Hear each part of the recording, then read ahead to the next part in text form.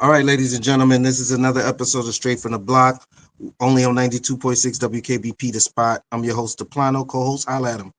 You already know what it is, man. It's your boy Questro, aka Crip Bayless. Go New York, go New York, go. That's how we gonna start it off? Really? I got my ticket on the day for the bandwagon. I'm on the bus. Spike Lee. I got my ticket from Spike Lee.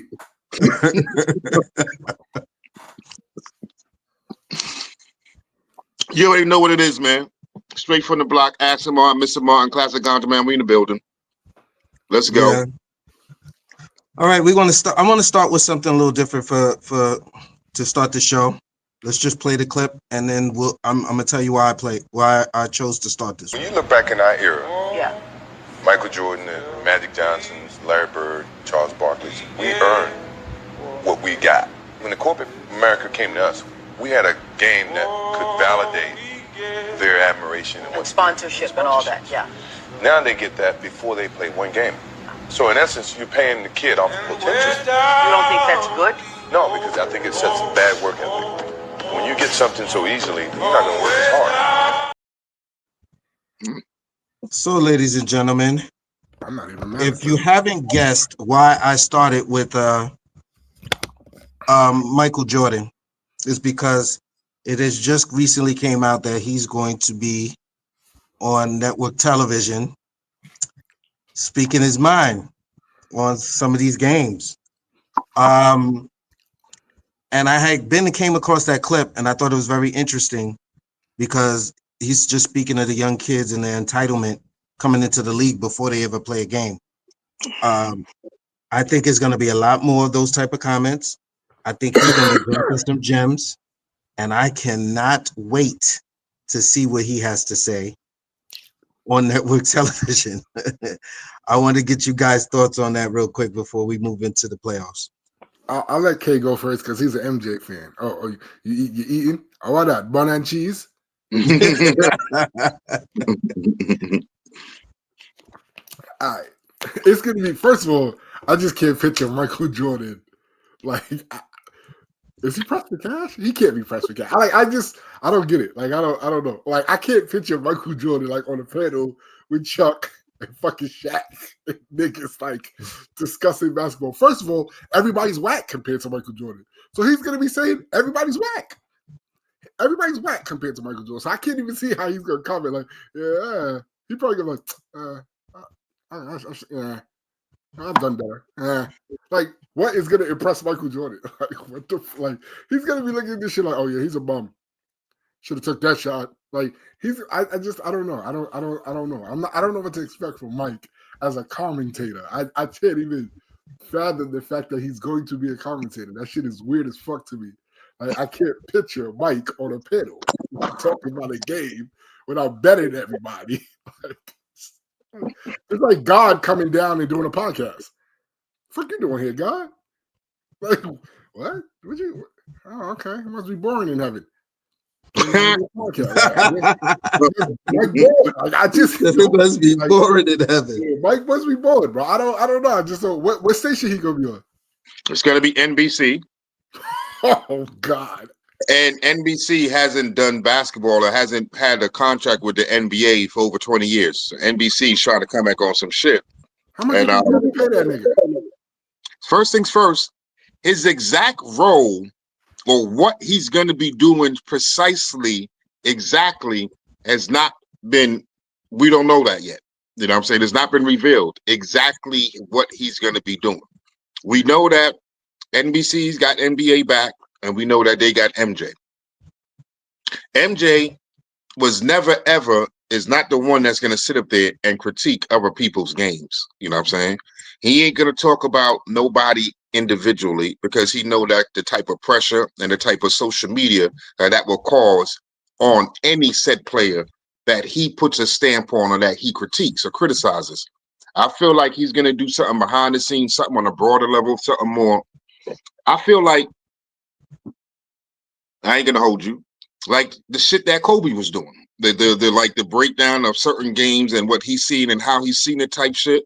I feel like the GOAT sat back and was like, damn, shit like that, that type of insight is stuff that the game does need and the league does need. And these young people do kind of need that type of stuff. You know what I'm saying? Basketball IQ is one thing to say everybody got it, but to sit there and break down certain things and to show people how I see certain movements and certain plays and how I see it could help some young folks out. And I think that may be I don't know, because like I said, it hasn't been put out there, but I think in any regard, I think that would be the more of an MJ stance, more than sitting up there and being like a Charles or being like a Shaq, talking about every game and commenting on every player, because this is too much. It's too much coming from him. Like you said, it's like God. Like it's too much coming from him. Somebody will crash out if MJ calls him a bum on national TV. Like, you know what I'm saying? It's different. Charles and Chuck and Kenny, you know, they joking. They would Ernie and all that. They joking. Somebody hear that shit come up right out of Mike's mouth, they may take that shit to heart. And you don't know. Like, you know what I'm saying? So I don't think it's gonna be anything like that. So I never really looked at it as a Charles and Kenny type situation. I did look at it as basketball analysis, right? What and more like halftime. What does MJ think? What are the keys to the game? What does this team need to do in order to come back and win? Just give his basketball analysis. What does he see happening on the court? I don't particularly. I agree with you, Kay. I don't particularly see him critiquing individuals. This is where it's going to get interesting, though. They're always going to try to bait him into that, because they're going to ask him, well, you know, Ant-Man's not doing well in this first half. What do you think he needs to do in the second half? They're going to bait him. I don't know if he's going to go for the bait, but, you know, general analysis is not going to be enough. They're going to want to hear it from Mike. And 90% of players grew up idolizing Mike. So, and their favorite players idolize Mike. So it's just like, I think the right people, it's almost like I love what Shaq does sometimes when he challenges big mans or he talks shit about a player, and he always says it live. You know, I talk bad about you because I know great players respond and blah, blah, blah, blah. He always says that because he wants to get a rise out of them so that they could be better. I think any real player that Mike does critique is going to have to step up to the plate. If you come out there bitching that Michael Jordan's complaining about how you playing the game, you only going to ruin your reputation anyway. So I don't know. But once again, I don't know if he's going to do that. I think it's going to be straight basketball analysis. Kobe wasn't afraid to do it. He did talk X and O's mostly, but Kobe would, you know, give his 2 cents on something, not elaborate too much. But I think I think Mike may have never even stepped into this role if Kobe never passes, because there would have been a guy of that caliber already there doing this, and he would have just been like, nah, Kobe's got it. And we know Kobe's and Mike's relationship was tight. So I just wanted to start with that because I thought that was interesting. Real quick though, I'm going to give you a breakdown of what MJ's analysis is going to be. Like the way they're moving the ball. Be better if they passed it to me, because hey, I'm better than all of them. You know, that was a bad shot there. They should have pushed it, move more. They passed it here. They found the open man, but the problem was that the open man wasn't me. They should have passed it one more time back to me. I'd have made the shot. 7 people guarding me. I don't know what they're doing here. It should just be me versus everybody because I'm better than everybody. That's the analysis. Shut the fuck up and get my damn fucking cigar. I'm out of here. That's what it's going to be. That's what it's going to be. I'm better than everybody. So I'm looking at it because, hey, I'm better than you, and you can't do it like I did it. You guys suck. NBA's trash. Michael Jordan out. Mic drop. All right. So this is another thing I want to touch on real quick. Pause. Last 4 MVPs to play all 82 games: Kobe Bryant, Kevin Garnett, Tim Duncan, Michael Jordan. Now, with that being said, can y'all name the 8 MVPs that never won a title? Charles Barkley. Malone, Charles Barkley. Iverson. Mm-hmm. How many is that? 3? You said wait. Karl Malone. Karl Malone. Y'all said Karl Malone, Charles Barkley. Y'all said Allen Iverson. That's 3. D Rose. D Rose. That's 4. James Harden, That's 5. Don't cheat, Quest. Russell Westbrook, Yeah. Jerry West. No. No. So we got 6 so far. Yeah, I'm back. You got 2 left. MVP. Steve Nash or Steve Nash? Nash. Steve Nash, yeah. That's 7. So there's only Yep. one more. We did good, Only man. one more. We got one Yeah, more. Hold up. He's a recent MVP.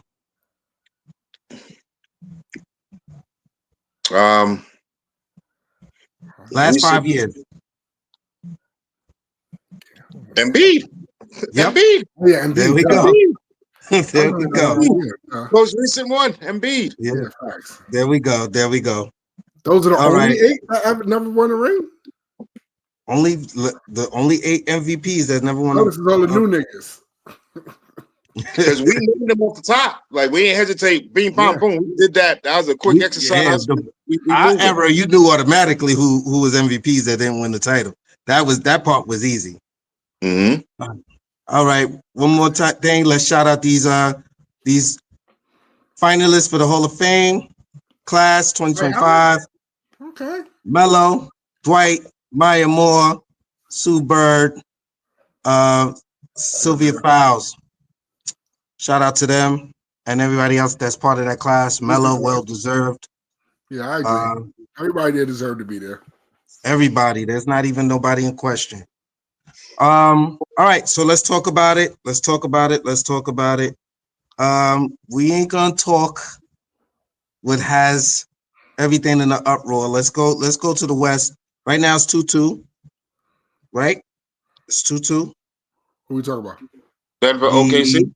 Denver OKC, which is about to come on in a few minutes. Denver OKC 2-2. What do you guys think of this series so far? Do you think anyone has a slight advantage? What's your takeaways? You want me to go first? Yeah, yeah. This series has been exactly what I said and what I thought it would have been. It's been one of the best series. It's been one of the tightest series, and it's the only one that's tied up at 2-2 for that damn reason. Because you got the clutch players, like you got Joker and Jamal Murray. If you listen to Straight from the Block, you already know how hard I runs with them, and I've been chatting about them for a minute now. When it comes to under 4 minutes in the game, when it comes to clutch time, crunch time, you just trust them because they're going to make the right plays. We've seen them do it time and time again, and they just know what they're going to do. But OKC, I was telling y'all before a few shows ago, OKC is not young boys to me. OKC has been the number 1 team in the West the past 2 years. They've been top 5 the past like 5 or 6 years. They've been in the playoffs. They got enough experience. They got what they need. They got Hartenstein. I'm not giving them, oh, they're young and they should just bow out. No, this is y'all year. If y'all don't get it this year with the team y'all got right now, I don't know, because the West is only getting better. You know, I'm talking about teams is only going to catch up. You know what I'm saying? So when you all the way healthy, when you got Lou Dort playing on both ends, like how he playing on both ends, hitting down threes now more consistently, and still D'ing up how he D'ing up, and y'all so damn deep. And Diag now, you know, besides that one brain fog he had that cost him that game, you know what I'm saying? He's been solid all season. OKC's the younger team, the fresher team, and I feel like Shea just got that. Like, you know what I'm saying? I feel like Shea got it. I feel like they just got it. But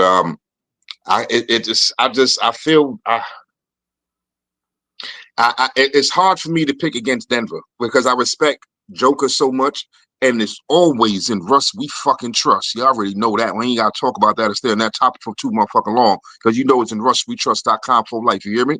So my heart is Denver, and my heart is Denver, but my mind is telling me that OKC is gonna do it in 7. Either way, I'm not mad. I really want to see, to be honest with you, I can't say I'm not mad because I look forward to seeing Ant-Man versus Shea to see which one is the king of the West as far as the young guns. You know what I'm saying? You got the quiet killer in Shea, who should be the MVP this year, and then you got that young boy, the GOAT killer, the legend killer in Ant-Man. You know what I'm saying? I would absolutely love to see Minnesota, Ant-Man versus Shea, both of them healthy. They got their squads, go head to head. Denver and Minnesota is like, well, Minnesota would get their get back because no, matter of fact, Minnesota beat them last season. So we already know how that, you know what I'm saying? I don't want to see that again. I would rather see OKC versus Minnesota and watch Ant-Man and Shea go head to head. Quest? This is the battle of the MVP. Whoever wins the series wins MVP. It's the MVPs going head to head. Pause. To see who's the better man. It's been good. There's been some games where I'm like, Because remember, we had that discussion about niggas trying to play my son if SGA was better than my son. But we're not going to start that discussion here. But as soon as he said that, though, bad game. As soon as niggas was trying to play my son had a bad game. As soon as they try to play my son. But anyway, it's been a really good series. Like I said, it's the MVP head-to-head battle. If I have to choose out of these two, I'm gonna have, just off of the experience alone, I feel like Denver's gonna, that slightly puts them over the edge. Denver's gonna take it in 7. Where's it at? It's the home game for OKC tonight? No, it's home game. It's in Denver tonight, right? No, it's OKC. It's OKC. Mm-hmm. Yeah, especially if Denver wins tonight. I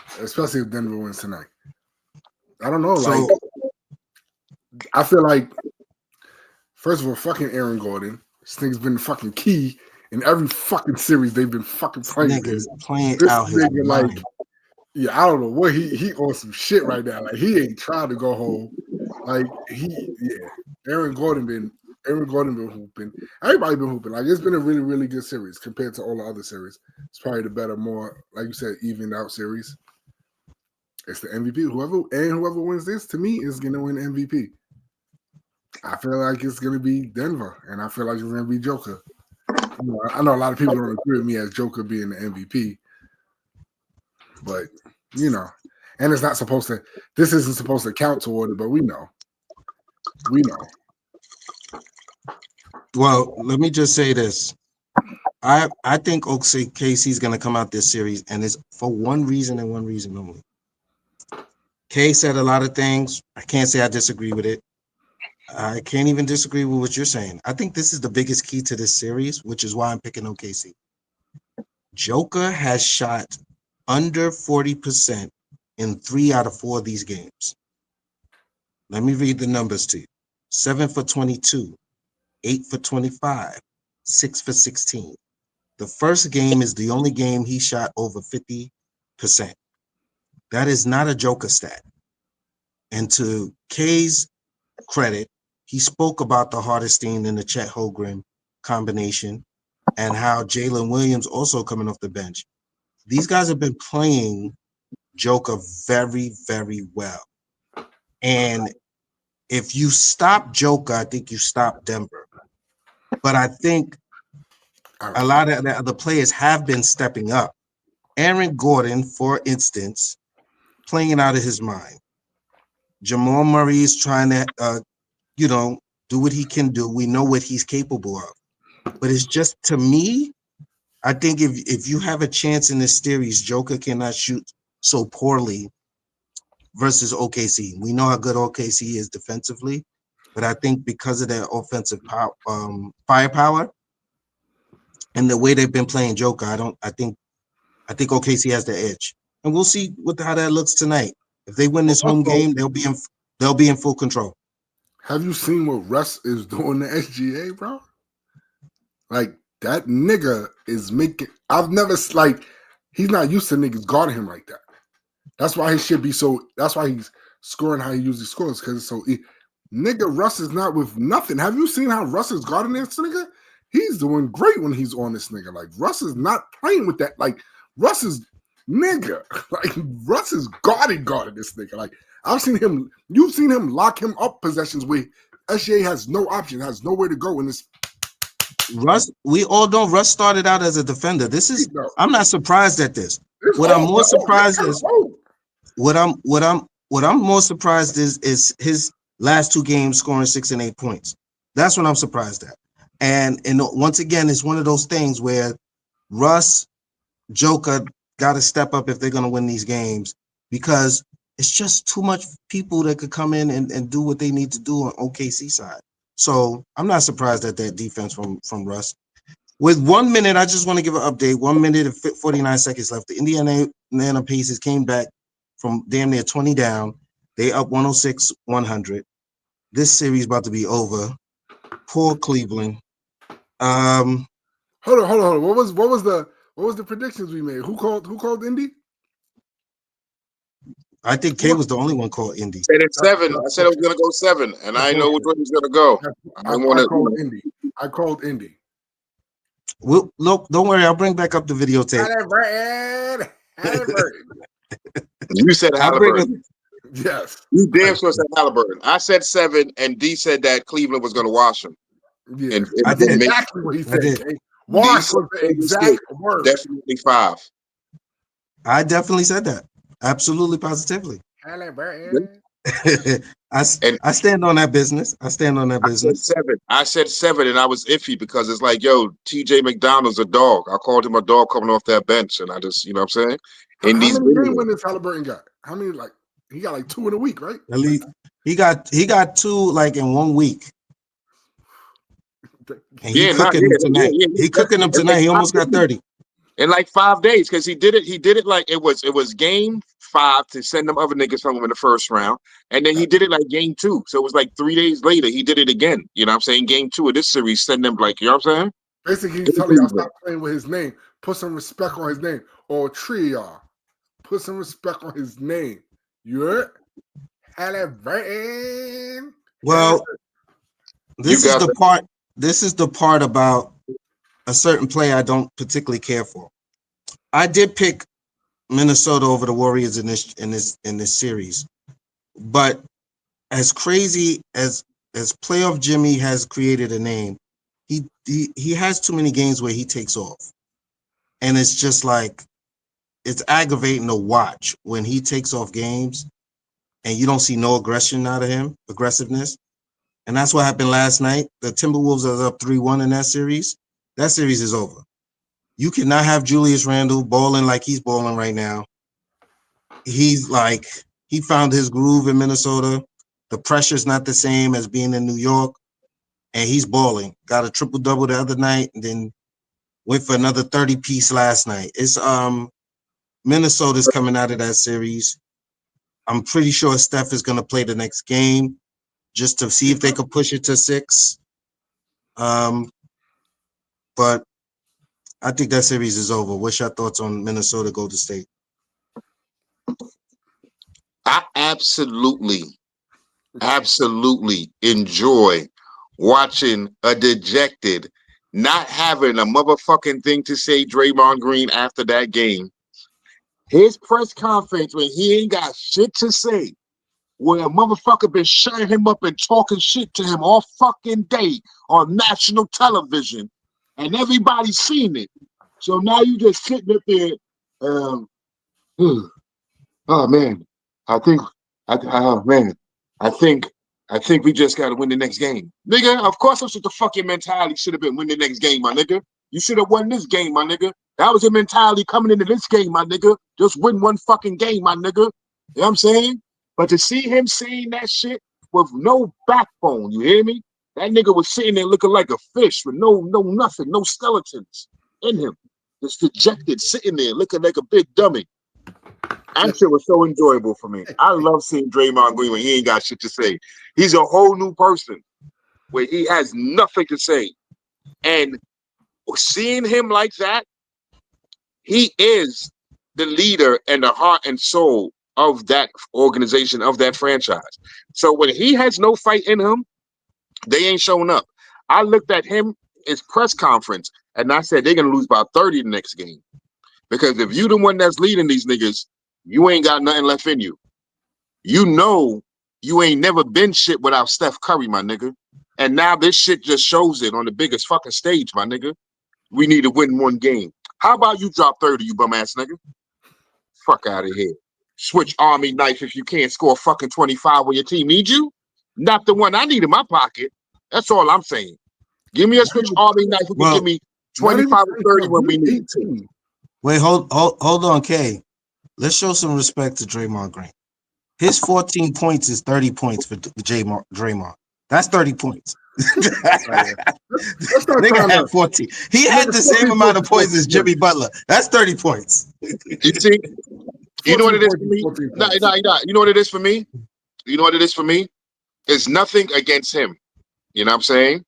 It's the fact that he is going to go down as a first ballot Hall of Famer. He is going to be entrenched with the greats of the greats when it comes to the position he played, because at the end of the day, he's a power forward. He can't be considered a center. He's going to go down as a power forward, and he's a washed up version of Dennis Rodman at best. But he's going to be a Hall of Famer, averaging like 6.8 points for his career. Is going to be a Hall of Famer. At least Rodman gave you the all-time. We know who watched him. He was the best rebounder we ever seen, and one of the greatest rebounders the game has ever seen, because he's only 6'8". What is Draymond going to hang his hat on when it like his Hall of Fame speech? It's all about Steph. If he never played with Steph, he would not be a Hall of Famer. So that's just it's going to happen. I know it's going to happen, but that's just my problem with it. You're not an all-time great power forward, my nigga. I've seen great power forwards. I've seen good ones. I've seen average ones. And you below all of them niggas, my nigga. Fuck we talking about? You below all them niggas, my nigga. Fuck you talking about, my nigga?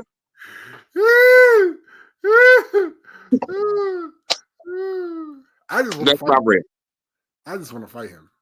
I just want to fight. I just want to fight him. Like, I'm keeping it funky. Like, Y'all both got the same gray in your beard, so yeah, there should be even fight. but I'm really tough. Like, I don't like fake tough niggas, bro. I don't think he's really like. That's what bothers me. Like, I'm not like that. I don't. And if you are, show it to me. Prove me. I'm dumb. Niggas got to show me. But yeah, and K's right. No, and stop trying to big up 14 to 30. Nigga, 14 nigga. It's Draymond Green. That's 14 points. Man, fuck that shit. I could, no lie, me and my prime could get you 6 points a game in the NBA. 6 points, my nigga? That's going to the line 3 times. That's 2 fast break layups and some free throws. It ain't 6 fucking points, my nigga. The nigga hit 2 3-pointers. And you supposed to be nice, nigga? Like, nah, bro. 6 points and you supposed to be nice. You know when I knew he was really trash? I used to like Draymond. I ain't like that shit he did with Jordan Poole. That's what made me realize. I started disliking him. That made me all the way dislike him. But I used to talk like, nah, Draymond good. When Steph and Clay went down and that nigga couldn't get double digits, I was like, oh, this nigga's a bum. Nigga, it's your team now. You was the third, like, out the 3. Y'all was the trifecta. Them 2 is down, nigga. You supposed to step up and average like 20 a game, bro. You should have been averaging 20 and 10. If you nice, nigga couldn't get on the court. That's when we found out all these other niggas was nice on Golden State. He ain't even want to play. That's what I'm saying. Like, you not. He ain't want to play without him. That's when we found out these other niggas could play on Golden State. He's a bum. He's a bum. And he is going to be a Hall of Famer. And K is right. Not rightfully so. Who the fuck? Nigga. I'm trying to think. Kevin Willis was better than this nigga. Nah, we ain't even got facts. Horace Grant. Yes. Both of them niggas. Horace Grant. Both of them niggas. Horace, Harvey, Marvin. All the Grants. All them niggas. All them Grant niggas. And it's like, all right, my dude can't get in the Hall of Fame. Horace Grant ain't gonna be a Hall of Famer. You know what I'm saying? But the twins that's in the league now. Get the fuck out of here. The Marquise, all right, so Marquise or Marquise, whatever them 2 niggas' names is, he not even better than them 2 niggas. listen, That's Marquise and other Keith. Oh, that's it. Maurice. I knew it was something. now that the Pacers is officially eliminated the Cleveland Cavaliers, my question is does Cleveland stay steadfast where they are and just run it back, or is there another move to be made to improve that team? Well, in Cleveland's defense, they had a wild injuries in the playoffs. Like that. Don't do that. Don't do that. They did, though. Don't do that. Don't do that. Injuries had nothing to do with it? What was this? It was fucking 4-1. One Twenty- fucking game, what y'all could do in the 20. second round after you done won 60-something Yeah, games one in the player. regular season. You done won 15 straight games, 11 straight games. Y'all done had the most double-digit win streaks in a fucking season, and all y'all could give us is one fucking W? Because in the second round, niggas was on the floor. Garland was there. Like, there was games where Mitchell was there, Garland was there. Everybody you needed was there. Your top 6 or 7 motherfuckers was there. And y'all niggas got smoked and right out the fucking building. That's my problem with them. It's like, not my problem. That's why I can't say injuries. Injuries, one game. Y'all niggas lost a game or two because the game where there was no Garland, there was no Mobley, or there was no this Hunter. nigga they does Hunter. Hunter. That game, I can say y'all was injured. Cool. That's why y'all lost that game. But that game, Matt Strus went crazy, and that was still a good game. You know what I'm saying? Them niggas ain't get blown out that game. The games where they be getting blown out, everybody is there. So it's like, I don't know. I can't say injuries. I feel bad for my boy Donovan. You know, I fucks with any nigga from New York. I'm rooting for, and he tried, man, but he wasn't enough for who? Halliburton. Yo, the top niggas is out of here. Like, that's crazy. The top niggas is out of here. Yeah. You want me to go? All I'm gonna say is this before we move on to the grand finale. I ain't done. I ain't done. This is proof that Bickerstaff. Okay, you fucking up, dude. Go ahead, Kay. Oh, I thought you were saying so this is proof Bickerstaff is the better coach. Go ahead, Kay. Oh, I was saying. No, I was gonna say that. I was gonna say this is proof Bickerstaff should have won that Coach of the Year. Your question was. That's all I'm gonna say. That's all I say. Your question was: Do we think there's going to be wholesale changes in Cleveland after this embarrassing exit? And no, not wholesale. But I do. But is there a change to be made? Any type of change? Is there like a player they need to add or something? They're gonna switch it up. There ain't much they could do because you know they got who they got and who they are is who they are. You know what I'm saying? Their team is their team. I don't see them trading none of their big names. You know what I'm saying? But they're gonna do something. They're gonna tweak their shit. They ain't gonna come back with the same exact roster. They're not gonna run it back. They're gonna tweak some shit. But Kenny Atkinson is staying. Donovan is staying. Like the homie was saying, like on the last note, I definitely said that Donovan Mitchell was a Super Saiyan, and I said that's why I picked Cleveland because I said Donovan Mitchell can go Super Saiyan. He can. I've seen him do it before. This man can go Super Saiyan. Like I've seen him, but it just wasn't enough. You know what I'm saying? Yeah, I think he had 35 tonight. He had 35 tonight. Yes. So shout out to Donovan Mitchell. Okay, I don't know why this is looking like that. Okay. Yeah, Big Papa Ferg. Big Papa Ferg. What's happening, y'all?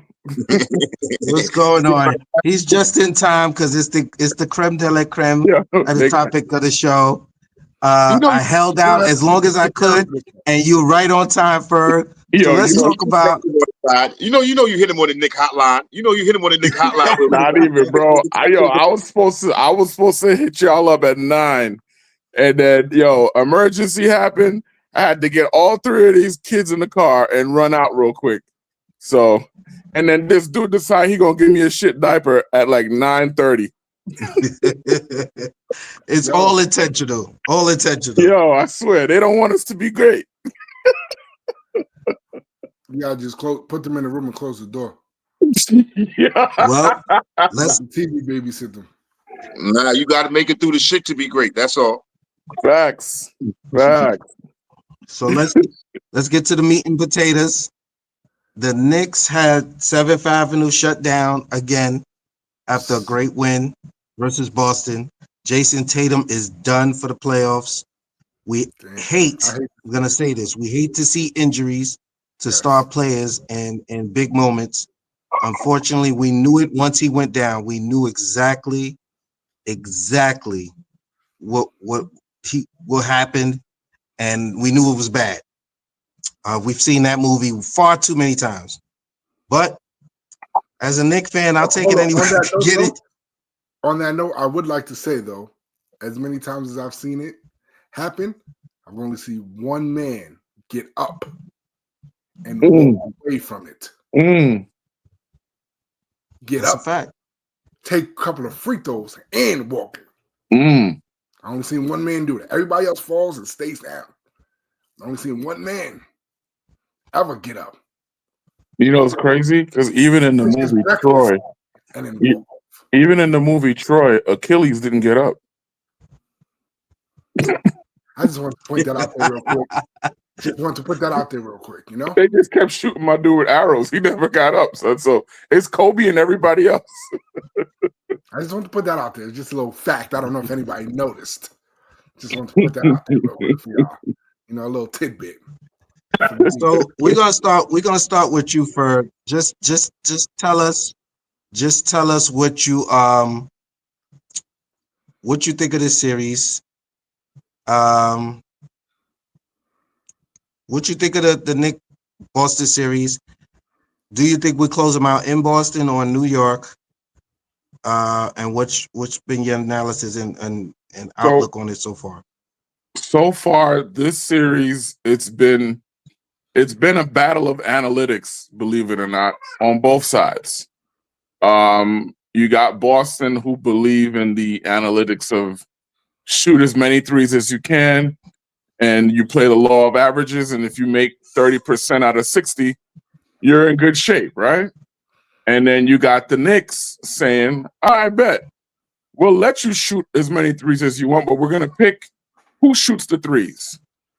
And that's your series in a nutshell, because the type of defense that the Knicks played against Boston during the regular season was drop coverage, a whole lot of drop coverage. And Boston kept catching you on missed rotations with open threes. Once the playoffs started and you're facing Boston, Tibbs did something that we're not used to seeing. He switched up the defensive scheme. He went to a switch everything defense, which basically baited Boston into matchup hunting. And the one way to get Boston out of their offensive rhythm is to make them matchup hunt, because then the ball doesn't move. Your other perimeter shooters get stuck watching Brown, watching Tatum. And once those guys go cold, the offense itself ceases to exist. So every single lead that Boston has given up during the regular season and during the playoffs has had the same exact storyline. They get cold, teams come back, and teams that don't necessarily have the firepower to continue, they usually fade away. But when you're the Knicks and you're used to playing 40 minutes a night, come fourth quarter, you just getting started. That you just needed 2-3 minutes to catch your breath, and you're right back in it. So when the Knicks kick into that last gear, Boston doesn't have it because they're used to blowing you out and sitting the rest of the game.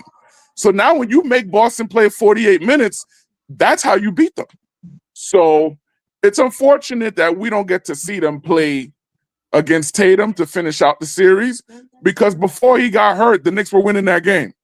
Fair and square, we were up 3-1. So do I think we close it out in Boston? Probably not, because the Knicks have shown you before that when they have an opportunity to do something easy, they do the difficult thing. So we're probably going to end up closing it in game 6. But I don't think it goes past that. And it sets us up. Now, I don't know the score on the Cleveland-Indiana game. Who won that game? Indy won. Okay, so then they have to out. So then in that case, if you're the Knicks, you want to close it out in Boston. You don't want to give Indiana an extra day of rest. But it's going to be interesting to see how it plays out. But I'd say Knicks in 6 max. It doesn't go more than 6. All right, Quest, what's your thoughts? First of all, I got my transfer in LA. I got my transfer, and I'm officially on the bus. I ain't on the bus. Oh yeah, and I'm getting off at 34th.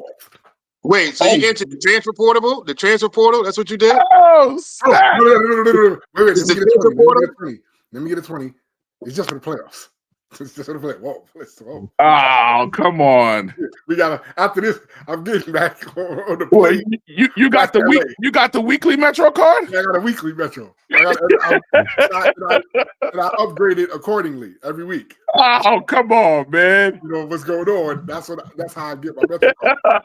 If we win this one, then yeah, next week I'm gonna renew my Metro card for the week. When we start losing, I'm flying my ass back to LA. I'm on the bus for now. I just got up for 34th. I'm here to party. Me not being a Knicks fan, right? I don't hate the Knicks. Like, I hate the Giants. Like, I don't hate the Knicks. So I like to see when the Knicks win, because when the Knicks win, guess what? The city is on fucking tilt. Like, yo, have y'all seen some of the videos, yo? These niggas be in their streets wilding. It's mad invitations to the Frank stand. Like, New York fans is crazy, bro. They start talking about, y'all see this one dude start talking about Jason Tatum. Fam, like, yo, niggas be wilding, bro. Suck my dick, yo, everything, yo, these niggas be, and it's mad Henny in the streets flowing. The Henny is flowing. The Henny is getting passed around. New York is the best place on the planet. I don't give a fuck what nobody say.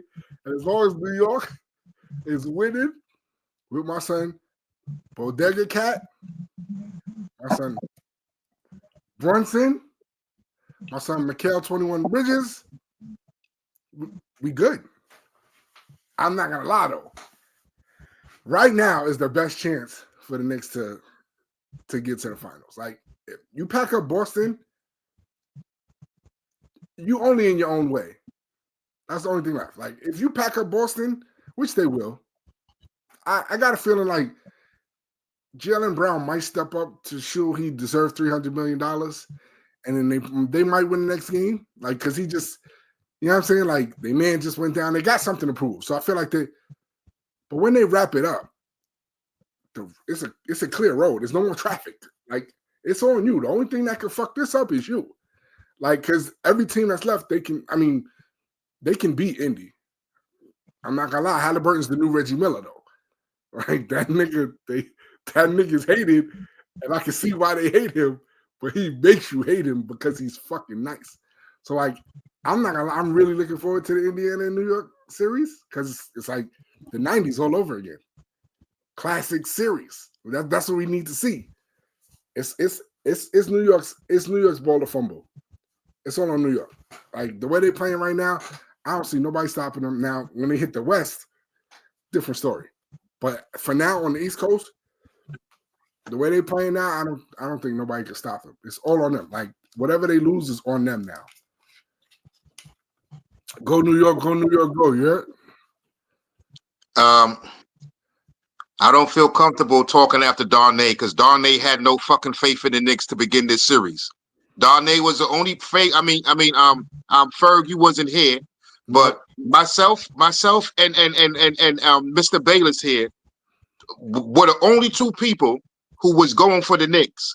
Darnay came out here and said every reason why Boston was going to smoke the Knicks. Wow. The season victories. He was talking about how Tibbs wasn't going to rotate the rotation the right way, and he had no faith. So I don't even feel like talking after him, D. You got to talk first, and you got to clear this shit up, D. So wait, let me ask you a question. Should we ask him to leave the show? Should he leave the show? I'm the host now. I had more faith for the Knicks than him, so I'm not going to talk. I ain't going to have him talk last. Fuck that, D. You got to talk right now. You can't talk before K. When K was the one that said, the floor is yours. What you talking about? Knicks is going to win this shit. Fuck you talking about? So, D, you got to go first, B. Non-faith having in your own team. Go ahead, D. Clear the shit up. Ferg wasn't here for our picks or whatever, right? And excuse me, before the beginning of the show, and I want to clear up something. I picked the Knicks even if we win this series, right? To lose in the NBA Finals, because my shit is working. As long as I pick against the Knicks, we win. So I'm gonna keep picking against the Knicks because this shit is working. Fuck what y'all talking about. Okay, I'm a very superstitious fan. Let me tell you how superstitious I am. Wait, Ferg. Let me tell you how superstitious I am. I'm watching the game yesterday. Full Knick uniform, right? Full Knick uniform. Watching the game. Gets to a 10-point lead. Timeout. We push it back. Get close. Close to the top. I say, I'm turning this shit off. Gets to like a 12-point lead. That's close to halftime. I turned it off. So I'm not going to watch. So now I'm score watching. I promise you, I watched the rest of the games via score. We came back. We started winning. I promise you I didn't turn that game back on until 2 minutes left in the game when we was up 13. I said, if we still up by 10 with 2 minutes left, I know we could close it out, and I ain't gonna ruin nothing. So I turned the shit back on 2 minutes. So your dumbass missed a great game. You missed a great gritty comeback because you just felt like. Wait. Hold on, sir. Is your team in the playoffs? My shit is working, nigga. My shit is working. That's all I'm telling you. I'm very superstitious as a fan. If I'm watching and the shit is not going right, turn the shit off. Okay? Firm. So, I don't feel bad about my analysis. I don't feel bad about what I thought. Okay. I'm taking it. And I also said I didn't want Porzingis hurt. I didn't want nobody. I wanted them full strength for us to beat them. But that's clearly not the case. Porzingis is not himself. Tatum is down. But I'm taking those W's either way. I'm not apologizing for none of that, because let me tell you one thing that's consistent with Porzingis. His health is always inconsistent. They won the chip last year without him. So, yeah, he's good to get you through the regular season. Come playoff time, you can't depend on Porzingis. And in reality, we faced Boston as healthy as they were going to be. Because when you factor in, before this series started, what everyone was saying was how we didn't have a shot. Maybe we win one game. This team hasn't shown the ability to even stay on the floor with these guys. And the fact of the matter is, playoffs are a different animal. So I tell you right now, I'm not apologizing for one of them wins. I don't care how you get the win. Playoffs is about results. It ain't about the process and how you get there. It's get 4 W's and move on to the next. So Boston can kick rocks. And I hate clam chowder. Talk your shit, for the people that may have not who might have missed it. Let me see if I can show what the garden what outside the garden looked like real quick for you. Listen, man. Okay, you work downtown. I love it. I said it the last time. That's why I said I love when the Knicks are winning. I already declared that I'm a New Yorker. I'm a real New Yorker, and I be outside. And when the Knicks win, it's just the best of both worlds. I'm at work and I get to enjoy my city all the way on till. I gotta peep the interview. The homie Spider Cuz is out there. Spider Cuz gets to doing his interviews, and they don't know how to fucking act. He just came home. You know that, right? He just came home. Yeah. New York be on till like ain't no other bro. I've never seen ain't no other fans, bro, like these niggas. These niggas is different, bro.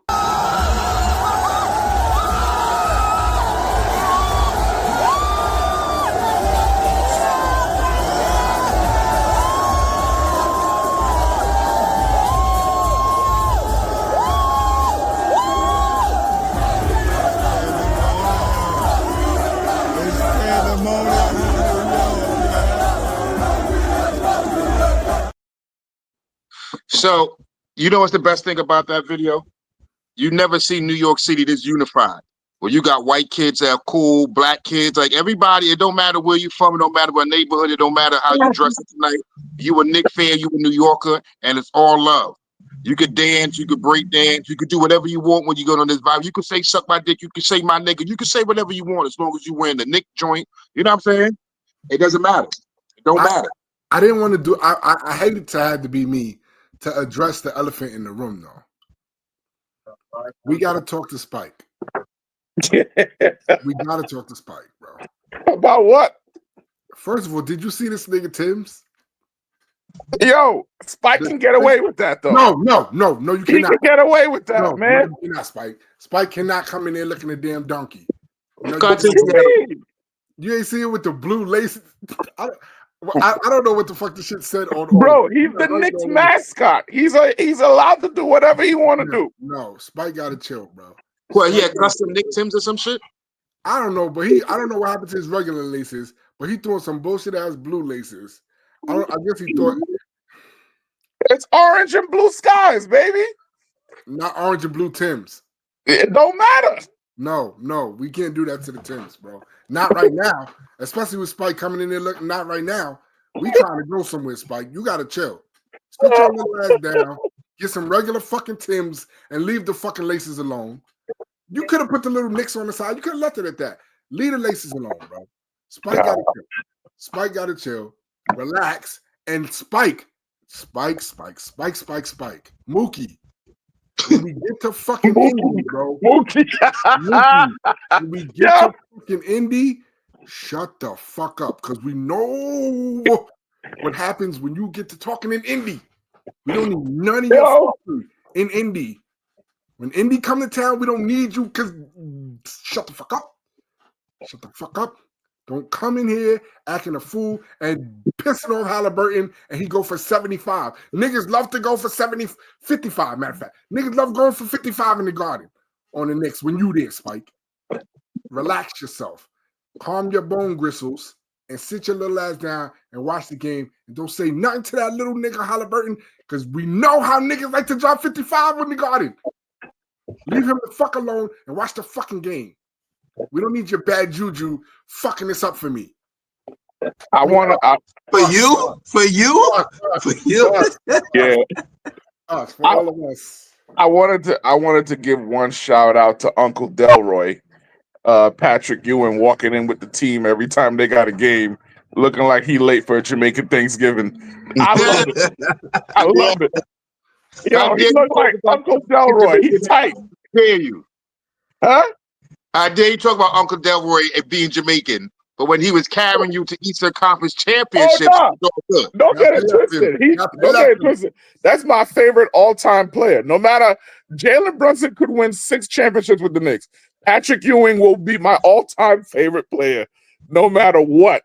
It was just funny because the way he was walking in, he looked like an angry Jamaican that did not want to go to Thanksgiving, but they made him go. That's what it looked like. So, you're stupid. He was more focused than the rest of the dudes walking behind him. He ain't playing in the game. Win the game. So, but oh yeah, man. One thing I wanted to say though, it is beautiful seeing the Knicks alumni at the games, man. Yeah. You gotta love that. Stephon Marbury, Tim Thomas, Allen Houston, David Lee, Sprewell, Johnson, Melo, Camby. Yo, it's nonstop.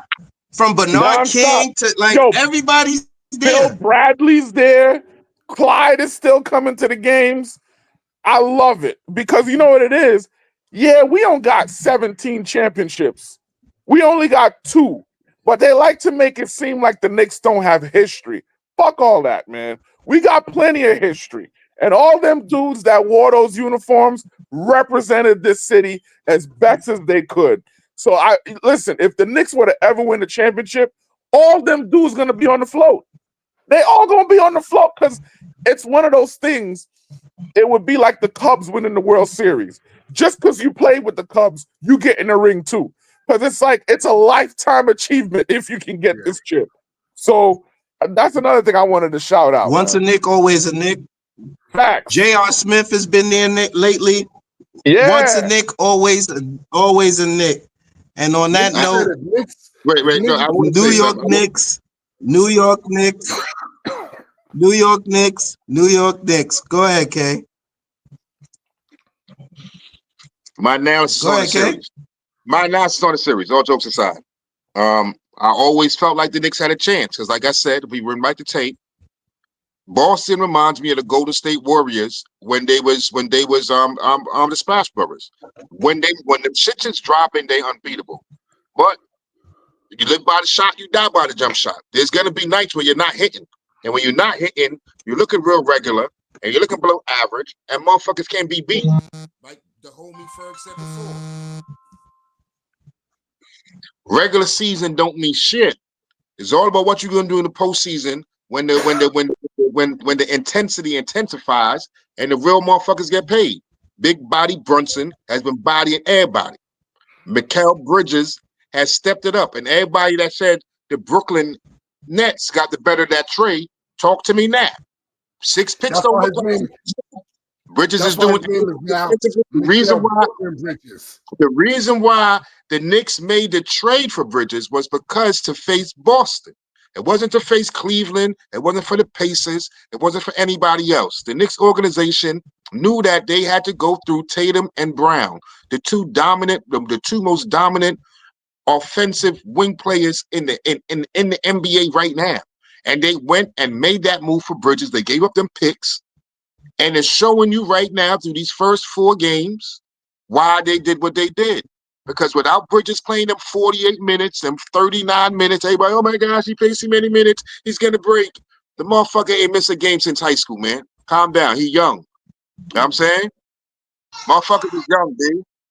Motherfuckers do that Spurs shit so much that when a motherfucker play all the time, it seems like, oh my gosh, we're gonna hurt him, we're gonna break him. Motherfuckers balling, both ends, clutch plays. You know what I'm saying? I'll give D credit because D called this out before the series and he said, oh, the double big lineup is what we need. But Tibbs ain't gonna do it. Yeah, Tibbs was listening, my nigga. Fuck you talking about? Tibbs been playing this double big lineup a whole lot and it's been paying dividends because they can't fuck with both of them on. It's like, what's his name? Mitchell Robinson is always going to offensive rebound. It's like if Cat want to float around and do some shit sometimes, Mitchell Robinson is always going to offensive rebound. He's always going to be inside a dunker position, and he's always going to play defense to protect that fucking rim. You know what I'm saying? So Tibbs has been going to that lineup a lot. And when they go to that lineup, them motherfuckers is dominating. You know what I'm saying? You got to shout it out. Another matchup I want to shout out that I shouted out before the series. I said Josh Hart and Derek White. You're breaking up, Kay. Damn. Let me slow down. Josh Hart and Derek White. Before the series started, I said when you watch them two, they bring so much to the table. It's like whoever has a better series or a better game, they're gonna like be that over the top. And you gotta shout out Josh Hart. It's like the Knicks top 4 players. As far as Brunson, of course, he's a star. Brunson is the star. You know what I'm saying? He is the motherfucking star. I'm going to say it again and say it again so you all want to dig it. He is the star. He is that nigga. You know what I'm saying? But Brunson, OG, balling. Bridges, balling. Cat. I ain't got enough time to talk about what Cat's been doing this series because the past 3 games, he's been over 70% from the field. The man has been 20 and 10, over 70% from the field. Cat, 20 and 10 and 70% from the field. You know what that means, my boys? That means he's not shooting 5 or 4 3-pointers a game. That means most of his field goal attempts is coming from inside the paint when he has the advantage on anybody in Boston. That's another big reason why New York has been winning because Cat ain't taking dumb shots living outside on the 3-point line, giving them a break. He maybe shoots 1 a game, and then he's giving them work on the inside. He's not forcing anything. He's letting the game come to him. He's shooting that little jump shot over the smaller players. You know what I'm saying? And he's punishing Boston for putting the guys like Derek White and even a Drew Holiday on him. He just takes that little hook shot over them niggas and run back down the floor. Or he does offensive rebound over them motherfuckers all day. Got to give credit to that. I got to shout that out. You know what I'm saying? And well, listen, I don't think Tibbs intentionally played the big lineup. I think it happened that way, and they started to hack a Mitch, and so he went against the double big lineup that didn't. No, Excuse me. I can't let you get that K. off. I've been watching the games.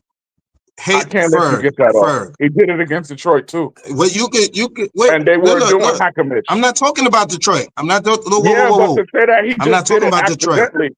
No, he did not. I'm not, because he didn't. At what point in time in this series, until after game 2, when they was doing the hacker Mitch, did he start the two bigs? When He did he never do that? started. When He did he never start started the them. exactly? He never So started my point. No, but that was yeah, but My but point. My you only point, got K, two was that he centers. was You can't going to start do both that. of them. No. Oh my God! His Yes, you can. rotation. Harcourty is helped. We, So bro, and we he was both forced to know play pressures. Harcourty's not playing. Harcourty's not playing. We know that. That's not the point. Ferg, don't lose sight of the point. The point that I made was that if Tibbs made a change in the lineup and played the two bigs together, that's what I said. Yeah, but K, correct he me did if I'm play wrong. them Correct. together. K will pull me to the carpet. K will pull me to the carpet. K, is that not the point I made? Yeah, but my point is he did it against Detroit. So it's not like he had to do it against Boston when they started Hackamich. Boston didn't make him do it. Started them. No, I'm not saying he did. He never started them. Okay. The only thing, So the only adjustment he made with the double big lineup was starting quarters with Mitch, so that Boston can't use their penalty to get Mitch on the line. Early. That's it. Now, okay, wait. Is that the point you just made? Isn't that the exact same thing I just said? I said Boston forced him to do that. Listen to what I'm saying, please. Yeah, but bro, that's not what you said. You just said it, Ferg. You just said it. Because they were doing Hackamich. Because they were doing Hackamich. Right. It forced him to start quarters with Mitch. And that's what I said. They forced him to do it. Wasn't the first thing you said. That wasn't the first thing you said. The first thing you said was you do know this is playing recorded. a double big lineup. That was the first thing you said. I said they forced him to do it. I said they forced him to do it. Yeah, but bro, I said I said the point I made 2K in the show you was not here for was that he's not going to start them. That's what I said he should do. That's what I was hoping for a start. Here's the problem with that.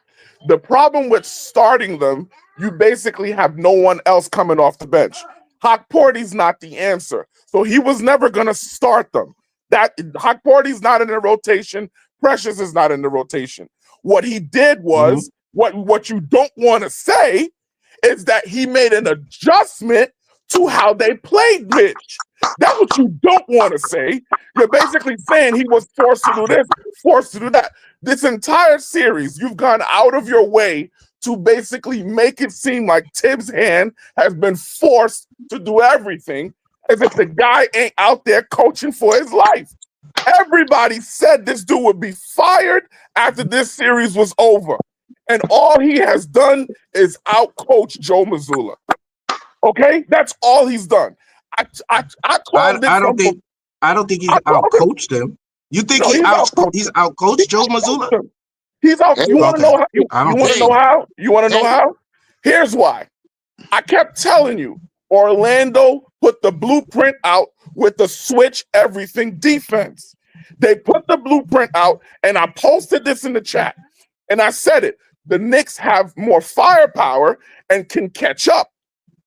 Because of the switch everything, you bait Boston into taking bad threes, which is exactly what they did for 3 out of the 4 games we've played them. They took bad 3-point shots. They kept taking themselves out of their offensive rhythm because they were matchup hunting, because every time they got a switch with Cat, they would jack up a 3.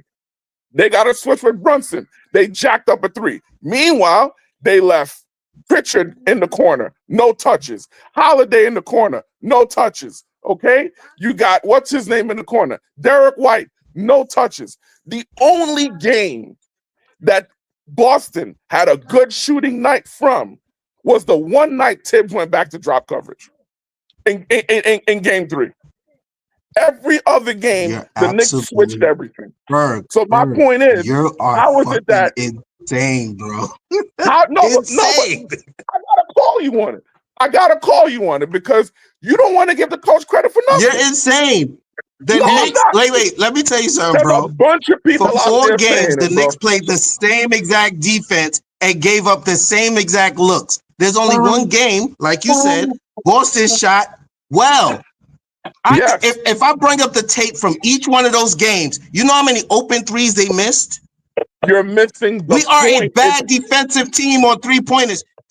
Bro, You're gonna keep trying to make a point that's not valid. If they made it the is threes, valid. which they It didn't. is valid. Wait, they didn't make the threes. Wait. It didn't make the threes because as Boston is set up all year long, no matter who the team is, right? No matter who the team is, they take this many threes. This is how they win games, right? You're saying they're bad threes when most of them were missed and were open in all 3 games. I mean, all 4 games. There's one they hit a high percentage. And by the way, the third game, because that's the game they hit the best percentage, they shot the least amount of threes. Yeah, but they hit 50%. They were 20 of 40. Yeah. 20 of 40. Yeah. So my whole And point is 20 of 40, and because they were much higher quality threes, you saw 3-pointers being shot off of rotation. It wasn't because it was high quality. It wasn't because they were high quality. They just hit their shots. If you watch Boston's offense, the key to their 3-pointers is not the first open look. The key to Boston's 3-pointers is the second and third rotation that they make you do. That's how y'all know he's a bald-head lie. He's a bald-head lie. His child just you see his child just snitched on him. All I'm gonna say is, it ain't just me saying it. It ain't just me saying it. We ain't doing that. We're not doing that. We're not doing that. There's a lot of people who can forget way more basketball than us. All the Tibbs apologists are gonna say the same thing. Hello. All right. Thank you. Can I finish saying Listen, what I was? we got it. Go ahead, my bad, Keg. When you started it off, you said enough. You can let us argue for a little while about our team. Nigga, you got some nerve. Go ahead. Listen, Yo, this is why we could never have a Knicks podcast. Never. I say something, I gotta walk away and come back when y'all finish. But at the end of the day, I don't like that you're not giving Tibbs credit. You sat here and said it going into this series. You said the lineup was going No, Daddy's on the phone. You got a chance. You said starting. You've been saying starting from the last series. You did say that, and I said from the last series, I Cat trying to guard Tobias Harris. You know what I'm saying? No matter what, Tibbs did what he needed to do. He made the adjustments in this series. He did the switch everything defense, and he's playing the double big, and the Knicks are winning. The Knicks are up 3-1. Tibbs are making the right moves, and that's when you want to stop, because it's like, oh, Tibbs can't do right. Tibbs has been doing right since he's been there. Y'all only been in the don't do that. Stop it. Let me finish. Let me finish my statement, bro. Don't do that, because I'm on the road. D. Tibbs has been since he's got there, because before Tibbs was there, y'all was not in the playoffs. The Knicks was not a playoff team. They were not a perennial playoff contending team. Y'all stunk. Y'all wasn't making the playoffs, and y'all was going coach after coach after coach. No coach was there for 3 years. No coach was given the time. No coach was given this. It was a bunch of excuses year after year. As long as Tibbs has been here, y'all have been winning or on a winning curve. Y'all been going upward. Y'all went from doing nothing to every year y'all in the playoffs. Every year y'all in the playoffs, like a New York team supposed to be. So like I was saying, ever since Tibbs has been here, for me, he's done no wrong. Because I remember the bum years when he wasn't there and all the coaches that y'all ran through. I got to point out one more matchup that has made that like the most eye-popping shit that I've seen in this series. The Knicks are taking advantage of Al Horford. Al Horford has been pointed out as the weakest link on the Boston Celtics defense. All right. Jalen Brunson, Mikal Bridges, OG, Cat, all four of them last day. That game yesterday, when they seen Al Horford in front of them, they said, I got him. I'm gonna take him. Whether he's too slow for me, he can't guard. Like they just knew, okay, I got the one. I got him. I got him. And they went to work on him. And then I seen Brunson. This got to be the only player in the NBA. Jalen Brunson has got to be the only player in the NBA who looks for Derek White to bust his ass. Who looks for Derek White? Oh, you the one I wanted to switch off to. I either want Al Horford or Derek White. I'm going to work. I'm going to dance on you motherfuckers. Y'all can't guard me. They've been going at it all series. They've been going at it all series. When he gets the ball, like Drew Holiday, he kind of don't want no smoke, but he takes it to do when he got to. But when he get the ball versus Derek White, it's you, my son, and I'm about to remind you, my nigga. Fuck you talking about. Al Horford, get off this court because you know I want this matchup versus you all day, my nigga. That shit is crazy because normally Al Horford I don't is know the if one. you know this, Kay. I don't know if you know this, but Derek White has been talking shit to Brunson. That's what it is too. They've been talking shit to each other. I don't know if you noticed it. They've been going back and forth. Listen, it's the last thing you want to do. That has been Derek White's problem, and they need to tell him to shut the fuck up. Joe Mazzulla need to tell him shut the fuck up. He should have been told him shut the fuck up because Brunson sees him and says, buckets, my nigga. Every time you guarded me, I'm gonna score. It's crazy. Normally, these ain't the people that you want to isolate or that you want to say is the weakest link defensively. That's why it's so eye popping because it's like, yo, when you could abuse these two niggas, Boston ain't gonna win. And you want to know something?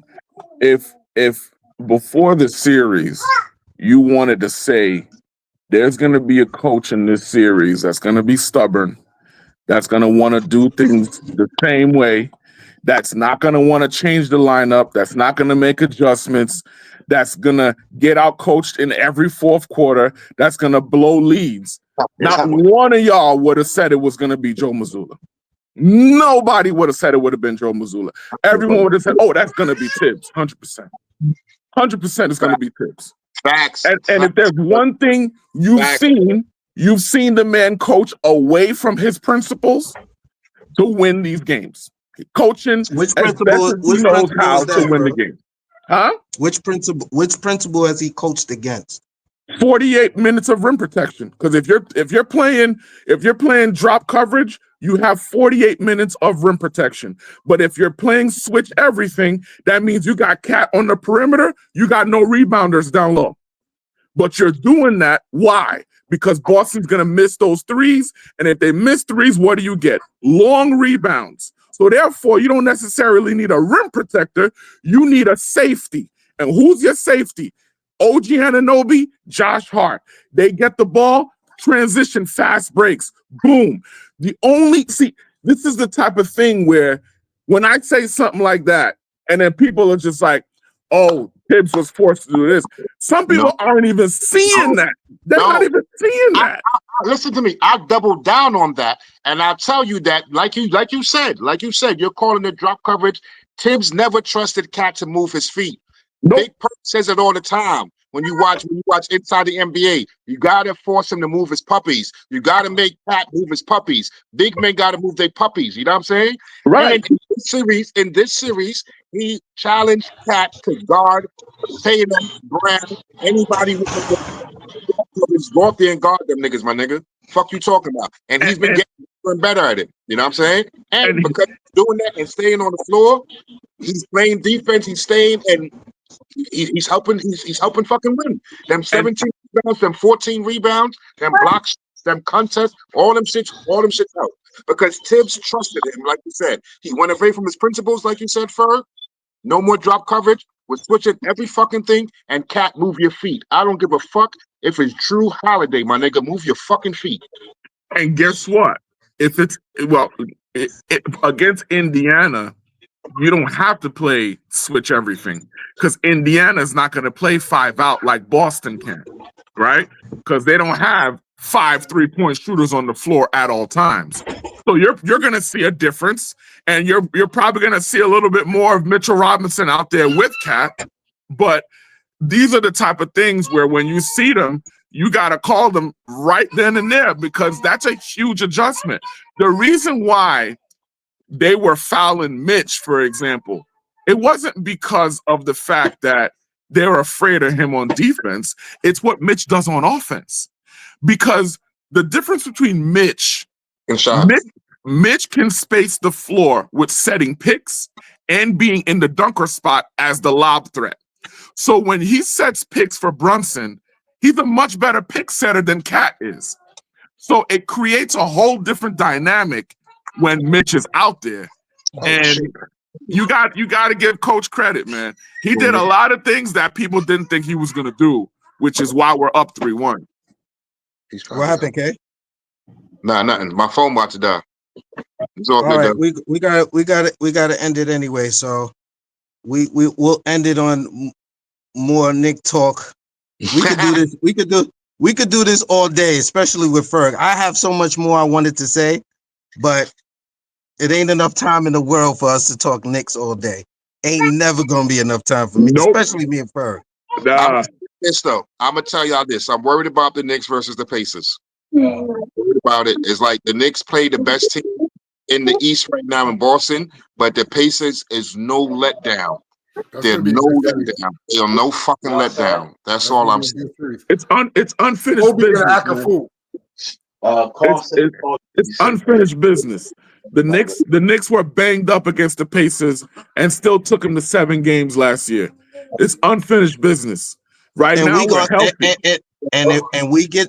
I promise you, we see the Pacers. It's on site.